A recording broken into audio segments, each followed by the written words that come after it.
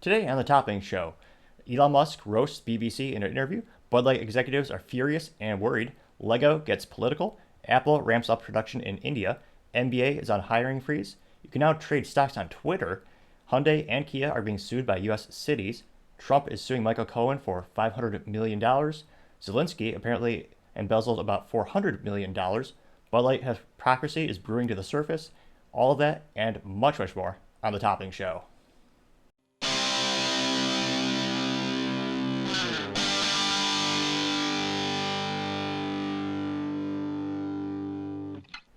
Thank you for tuning in. Today's episode of Topping Show is sponsored by Topping Technologies. Topping Technologies is an IT value-added reseller and services company with a special proficiency in IT security. If you're an IT leader or business owner, you can reach them at sales@toppingtechnologies.com. Heck, I see the owner at least twice a day. I have to say, quite handsome and brilliant. He's me. That's the joke. Now, jumping into the business part of today's podcast, Apple announced that they're going to be, or rather a memo leaked, noting that they are going to be increasing their production in India. Now, in 2022, Apple tripled its production of iPhones in India, now up to 7% of all total iPhone manufacturing, equating to about $5 billion in products. Going back a couple years, in 2021, the amount of production only accounted for 1% of all of iPhone production. So, sevenfold increase, and it's only going to get even more. Now, Apple is also opening their first iPhone store in India next week, which I found astonishing considering the exponential size of the market. One would think they would already have a official Apple store in India. Nevertheless, now that they're having their factories expand, it makes sense to also have those stores there as well. Now, it is estimated that by 2025, their production in India could reach 25% of all iPhone production. And given the economic trends and global trends, I would expect that to happen, if not increase even more. One of the biggest supply chain disasters in history was due to the COVID-19 virus taking over in China, in particular, shut down their cities really tight. So doing business there and having all your eggs in one basket, or seemingly an overwhelming number of eggs in that one basket, extremely problematic for many businesses, from IT companies with their manufacturing to traditional consumer-grade IT companies like Apple. If your main source of supply is shut off, you're in a bit of a hurry, which is why the most successful companies during COVID had diversified manufacturing plants, at least from the IT industry. I noticed that Cisco, one of the largest telecom communicators and hardware manufacturers on the planet, they have a lot of plants in Mexico and other countries, so their supply chain was able to withstand it. They still had some shortages, but they were much better off than some of their competitors were. I know some of their competitors only have 2 manufacturing plants, and by the way, they're both located in China. So for that particular manufacturer, it took my IT company 9.5 months to have a product shipped and to be fulfilled, which is a lifetime in IT, of course. But I think a lot of manufacturers after COVID, they realized the amount of risk you have to have all your production in one site is so great. You have to diversify your manufacturing facilities. So if there's ever a outbreak where a particular country is shut down, either for geopolitical issues or biohazard issues, your company is not kneecapped to the point where you can't ship any product. And a lot of companies went out of business during COVID, partially because they couldn't get the resources, their actual materials, and their hardware to make the products they sell. Now, going into other business news, the NBA is cutting their budget and going with the hiring freeze. Not too surprising. You also had the NFL announce similar announcements where they're going to be decreasing their costs as much as they can. And then you have great broadcast productions like ESPN, where they're cutting production and headcount. And I say they're mediocre just because, one, back the clock 15 years ago, maybe 20 years ago, they were the pinnacle for sports broadcasting. And it was something as a product for everyone. And then they suffered decreasing ratings. And someone over there realized reality TV and politics, there's a lot of friction, there's a lot of appeal and all the buzz around that. So they became much more politically divisive, talking about things that have nothing to do with throwing a pigskin, although nowadays it's just some synthetic material for the football. But they got into other extraneous topics that alienated a lot of their consumers and customers, and thankfully, the free market always prevails, so you have competitors like the Daily Wire, where they actually have their own sports broadcasting unit, and you have other folks that are increasing their productions to give a product that will be able to entertain all the folks who feel like they've been alienated. Now, hopefully they'll be bailed out in terms of fiscally. They won't have to fire too many people in the NBA. Now, their current media rights expire in 2 years, which in terms of the business of a football team, whatever sport you want to talk about, one of the most important things is the media rights, especially when you look at events like the Olympics. It's all about the broadcasting rights, because then you sell that to actual folks that want to advertise on the platform.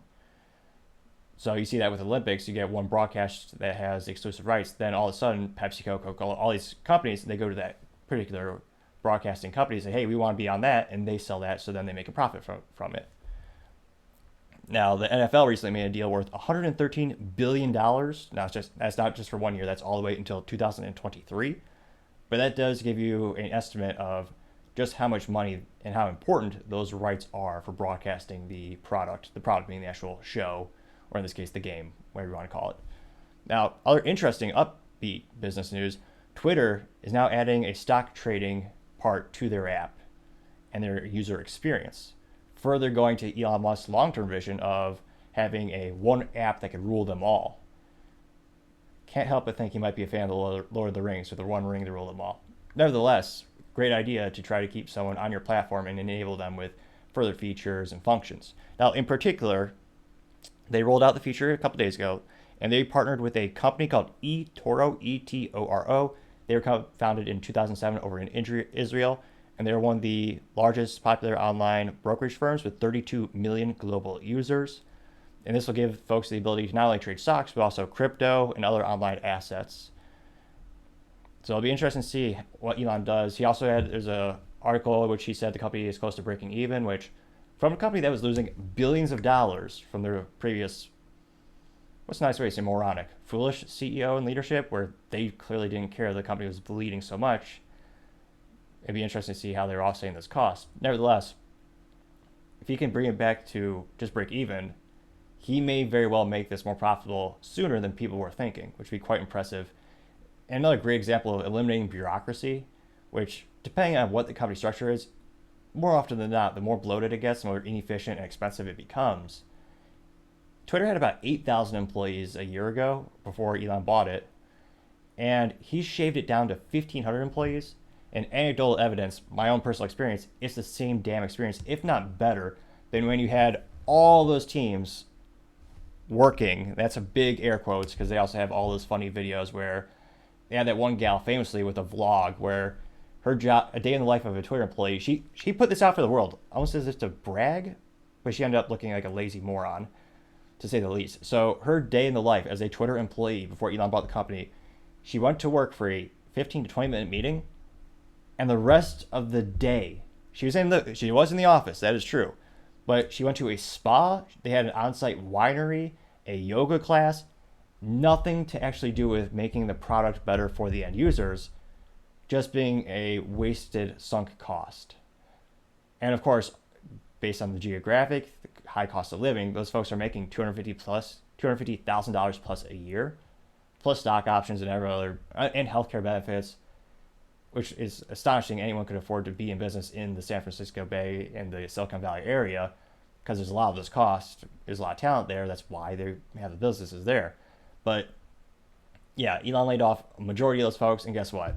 It's working just as good, proving the point that most of them did basically nothing, if not were detrimental to the actual company. So another great example of you could slim down the company and even have the same, if not a better user experience, since he's decreased censorship, thankfully. Now, speaking of Elon, going on to the culture part of the podcast, Elon Musk recently did an interview with the BBC, and is a perfect example of how to deal with a dishonest interviewer. And let's go ahead and pull that up here. And it's about 5 minutes long, so I'll probably pause it a couple times with the commentary, but the way he delivers this, the way he analyzes what this interviewer says, it's quite fascinating. So let's start it. Free speech is meaningless unless you allow people you don't like to say things you don't like. So even though he wasn't born in America, rather, he's an African American, he's born over in Africa, he already sounds like more of an American than most of the people you see these days who don't believe people should have that freedom of speech. Otherwise, it's irrelevant. True. at the point at which you lose free speech, it doesn't come back. I think the issue some people have is that a lot of people were brought back. I mean, some people were brought back who were previously banned for spreading things like QAnon conspiracies. You have people like Andrew Tate who were brought back, who were previously banned for things like hate speech. Do you think you prioritize freedom of speech over misinformation and hate speech? Well, who's to say that something is misinformation? Who's the arbiter of that? One of the best things to do during a debate, and again, I'm no expert, but have the person define the actual things they're trying to communicate. What is hate speech according to you? Because a lot of things, especially I always like to equate it to technology because that's my main job. What is the cloud? You have cloud services like Salesforce. You also have Facebook, which is a cloud app. But it means a lot of different things to a lot of different people. So when you actually start a debate or an interview, make sure you're on the same terms so you can actually have an eloquent conversation, or at least attempt to. Is it the BBC?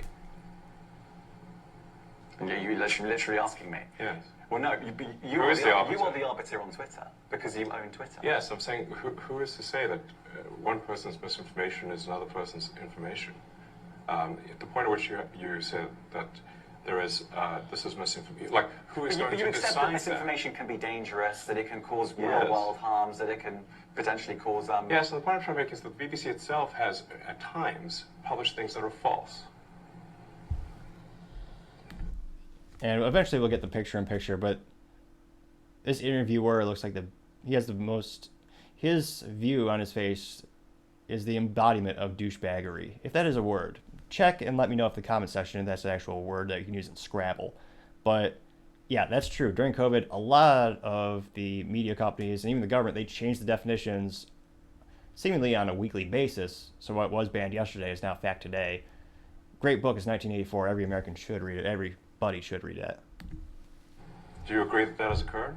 I'm quite sure the BBC have said things before that turn out to not be true. Correct. In its, whatever it is, 100-year history, I'm quite sure. Yes. Even if you aspire to be accurate, there are times when you will not be. We've spoken to people very recently who were involved in moderation, and they just say there's not enough people to police this stuff, particularly around hate speech in the company. What hate speech are you talking about? I mean, you use Twitter. Right. Do you see a rise in hate speech? I mean, but just a personal anecdote, like what do you? I don't. Personally, for you, I would see I get more of that kind of content, yeah, personally. But I'm not going to talk to the rest of for the rest of Twitter. So you see more hate speech personally? I would say I would see more hateful content in that. Content you don't like or hateful? What do you mean to describe a hateful thing? Perfect, exactly. Define it for me. What is it you're really trying to communicate? Yeah, I mean, just content that will solicit a reaction, something that may include something that is slightly racist or slightly sexist, those kinds of things. So you think if something is slightly sexist, it should be banned? No, is that what you're saying? I'm not saying anything. I'm just curious. I'm trying to understand what you mean by hateful content, and I'm asking for specific examples. And you just said that if something is slightly sexist, that's hateful content. Does that mean that it should be banned? Well, you've asked me whether my feed, whether it's got less or more. I'd say it's got slightly more. That's why I'm asking for examples. Can you name one example? I honestly don't use. Honestly, I don't. You can't name a single example. I'll tell you why. Because I don't actually use that for you feed anymore. Because I just don't particularly like it. But you said actually, a lot of people are quite similar. I only look at hang on a second. followers. You said you've seen more hateful content, but you can't name a single example, not even one. I'm not sure I've used that feed for the last 3 or 4 weeks, and then how did you see that hateful content? Exactly. Because I've been using Twitter since you've taken it over for the last 6 months. Okay, so then you must have at some point seen that for you hateful content. I'm asking for one example. Right. And you can't give us a single one. And I'm saying then I say so that you don't know what you're talking about. Really? Yes, because you can't give me a single example of hateful content, not even one tweet, and yet. Exactly. He's acing the interview beyond all belief. He certainly has his faults, but he's on point, and exactly, give him an example. You said you see it. Give me the actual evidence. Yeah, you claimed that the hateful content was high. Well, That's a false. No, what I You claimed... just lied. What, no, Yes. no, what I claimed was... So many people, especially it seems politically, they are just so cowardice. So many want to acquiesce from responsibility and actually calling out the truth. If someone's lying, call them out. Don't let them get away with it. Don't let them weasel their way out of this interview. They're trying to attack him, and he turned the tables brilliantly. There are many organizations that say that that kind of information is on the rise. Now, whether it has on my Give me feed one or example. not, I mean, right, and Literally if you can't look at name something one. like the Strategic Dialogue Institute in the UK, they will say that. So Look, people will say all sorts of nonsense. I'm literally asking for a Right. single example, and you can't name one. right, and as I already said, I don't use that feed. But Well, then how would you know that? I don't think this is getting You anywhere. literally said you experienced more hateful content, and then couldn't name a single example. Right, and as I said, That's absurd. I haven't actually looked at that feed. Then how would you know this hateful content? Because I'm saying that's what I saw a few weeks ago. I can't give you an exact example. Let's move on. We only have a certain amount of time. Wow. COVID misinformation. You Amazing. You changed the COVID misinformation Has rules. BBC changed its COVID misinformation? The BBC does not set the rules on Twitter, so I'm asking you. No, I'm talking about the BBC's misinformation about COVID. I'm literally asking you about, you changed the labels, the COVID misinformation labels. There used to be a policy, and then it then disappeared. Why do that? Well, COVID is no longer an issue. Does the BBC hold itself at all responsible for misinformation regarding masking and side effects of vaccinations? And not reporting on that at all?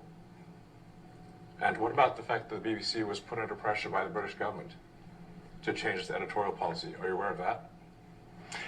This is not an interview about the BBC. Oh, you thought it wasn't?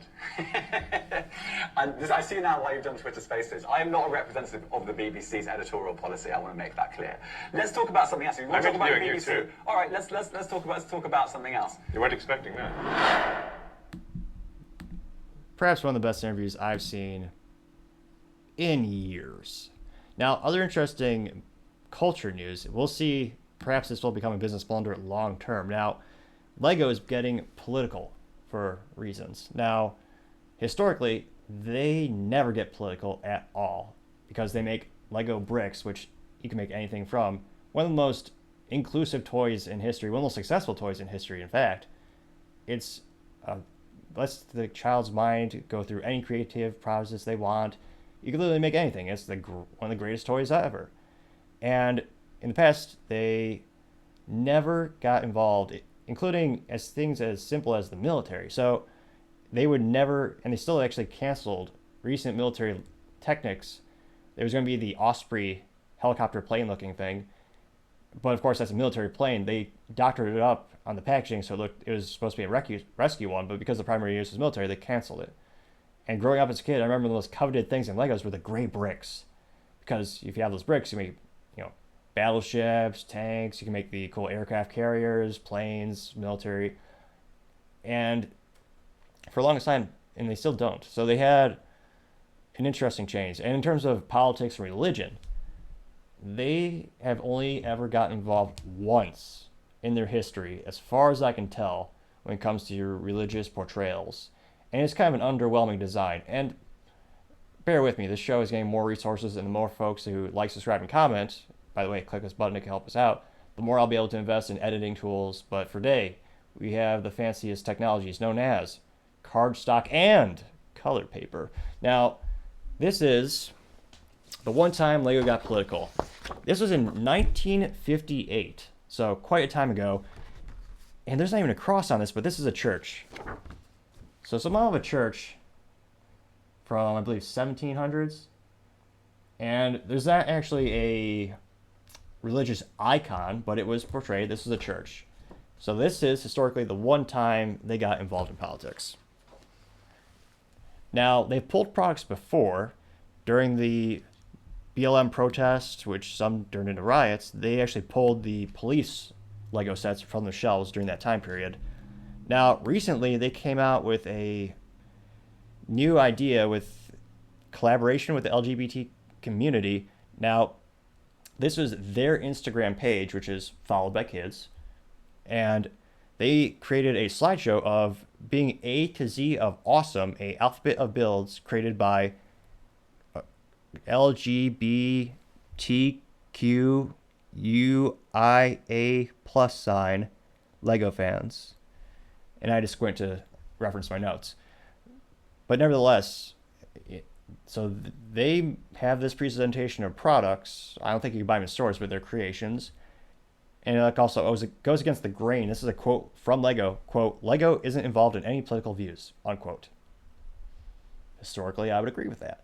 Now, in this published materials, I highlighted the letters that were most controversial or the ones that are political for many people. And bear with me, a lot of new terms, so I need to reference these notes, and the terms change all the time. Now, A is for ace. In my experience of coming to my identity. Okay, and this is for kids. B is for bisexuality.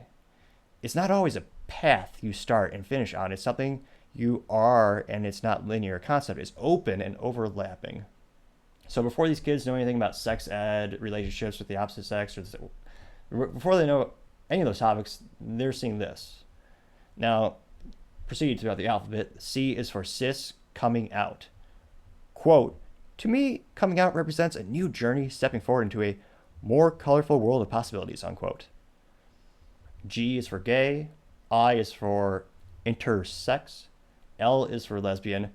M is for marriage equality, which is a very political, divisive statement to make and an issue. A lot of folks on the conservative side in the Catholic Church, they believe marriage is a sacred testament between man and woman, and one of the primary purposes is to procreate.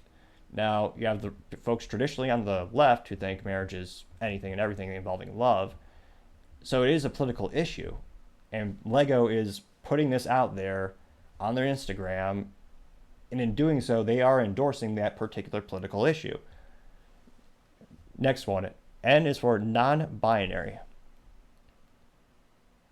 which, interesting. I thought B was for binary. No, B is for bisexuality. Okay. Plus is for plus. I don't know what that means. Some of the comments correct me. Now, this next term I thought was a pejorative term you're not supposed to use anymore, but it's in their Lego alphabet Instagram. Q is for queer, which I thought that was a pejorative term that no one's supposed to use anymore, but it's in there. Now, it gets more interesting. You have S is for Spectrum, not the cable company. I guess they clarified Spectrum binary. Okay, and T is for trans. Again, a political issue for a lot of folks. And they skipped the Z. They didn't do the whole book. They forgot. They couldn't think of anything for Z. They couldn't make a Lego zebra or a xylophone, or is that X? Zamboni? A Canadian Lego set? Nevertheless, I don't think these are production units, so you can't go to a store or a Lego store and find these as a packaged material. But they are statements, and they are politically charged, thereby they are alienated some of their consumers. That's undeniable. They are alienated some folks. Now, is that percentage of alienation greater or less than the number of people they might be turning onto the product by increasing that actual spectrum of diversity or their customer profile they're trying to get into? Although historically with Legos, it was such a open product that it wasn't gender specific, wasn't really age specific. It's, yes, more towards kids, but now they even have adult Lego sets that are extremely expensive and complex. But before these statements, if you were to ask me, is Lego a politically biased company or do they have any preferences? I would have said no, because the founders didn't want that. Granted, I believe the last CEO who took over was the first one who was no longer in the family, the folks who founded the company. But this is a huge deviation from the company's traditional business practices. Will it tank them? I mean, I would guess not, given their market share, and they are one of the most successful toys in history. But it is a risk it is a business risk. and it'll be interesting to see if it blows up in their face. Time shall tell. Now, going on to the business news, Trump is suing Michael Cohen for $500 million. Almost feels like it should be a Dr. Evil thing with the little pinky. I won't dignify. I won't do that. I'm too dignified. No. Now, Trump is alleging that Cohen violated attorney-client privilege with Trump by, quote, spreading falsehoods, unquote, and revealing confidential information with malicious intent and wholly self-serving ends. Which, even from an unbiased perspective, I think that's fairly accurate. Now, Cohen has profited off of his experience with Trump. Now, specifically, the lawsuit references Cohen's book, and his book is called Disloyal, a New Memoir. I mean, that's a pretty straight correlation. I think Trump has an argument there. And then they also reference Michael Cohen's appearances on podcasts and other media outlets. Also, Cohen is expected to be a key witness in Trump's current impending criminal trial in New York. And it's one of those interesting things where $500 million is a lot. And of course, the art of the deal, some might say, is to ask for a lot, and then you get less, or you get a little. But it'll be interesting to see if Trump technically has a legal case. In America, especially, you can sue anyone for anything. Whether or not you win, that's really what matters. Most lawyers will take your money no matter what. It's just kind of the legal system we have here. Now, does he have a case where he really defamed him? And I think there is a case that you could say he violated attorney-client privilege. He's been talking a lot. Time shall tell what happens there. Now, other global interesting news on the political front. This is pretty astounding, though to some not surprising at all, given the long-term history of Ukraine. Now, Zelensky and his generals apparently embezzled $400 million. Now, this is an estimate made by the Central Intelligence Agency, rudimentarily known as the CIA. So this isn't coming from some random guy on the internet, some random vlogger, or some random guy with a podcast. The podcasts are awesome, especially this one. But this is coming from the CIA, and we only know this because of the leaked documents that were recently revealed. Now, it's noted that a lot of the funds were going to him and his generals, and these recent leaked documents also noted that there's a presence of U.S. and NATO forces in Ukraine, which, again, not surprised to hear. We were told U.S. troops wouldn't be going over there, but it is what it is kind of thing. I'm not too surprised. And the more this keeps going on, the more and more it almost sounds like Vietnam, where the U.S. involvement is increasing, not just physically, but also with human presence. And in Vietnam, there's a fascinating particular legal terminology, where they were not soldiers, and correct me in the comments if you're a Vietnam historian, but they were in a training capacity at first. And Russia did the same thing. They weren't directly involved with the Vietnam War, but, well, gosh darn, they sure got a lot of AK-47s, famously engineered, manufactured in Russia and Russian allied nations. And they got training, like in terms of physical combat and arms training, from Russia as well. Now, these recent documents also revealed that Ukraine was attacking Belarus. Zelensky was ordering attacks inside of Russia, which goes against the narrative quite a bit, where a lot of folks are saying we should give them as much to defend their country. And there's a big difference, both fiscally, morality, politically, between defense and offense. And it'll be interesting to see how that plays out. And then Zelensky is also buying fuel from Russia, which last time I checked, all of Europe was trying to ban that practice. And what I was told throughout my reporting, or rather throughout my research, was that the only people who were buying Russian oil were apparently India and China. But it turns out they were still buying fuel from Russia because guess what? Their country is very energy dependent. And in fact, most of Europe is based on their green initiatives the past couple of years, where they were trying to expand the green initiative technologies for energy manufacturing and distribution. But there's a lot of clouds in some areas, so solar is not going to be the most efficient in certain geographies, and they still rely on fossil fuels for their energy. Now, it'll be interesting to see what additional documents are released, and if that deters anyone's thoughts of supporting the country. it's interesting. Go to any article, even as diverse as, from Fox to Breitbart to CNN to MSNBC. Look back throughout the years, and geography historically has had a lot of corruption, which is a lot. I was about to say a lot. It was like 2 U.S. politicians who had the temerity and the backbone to actually say, "Hey, why don't we have some oversight about the money we're spending them? We're just flushing all." I guess they didn't send cash, perhaps. Maybe it was a wire transfer. How do you send that much, an exponential amount of cash? But why don't we have some oversight where we see, hey, here's a ledger, here's A, B, C, D. Let's look at the expenses. Where are they actually spending the money? And everyone in the government, the U.S. government, was just, no, we got to send it. No questions asked. Just send it. Again, not the brightest idea.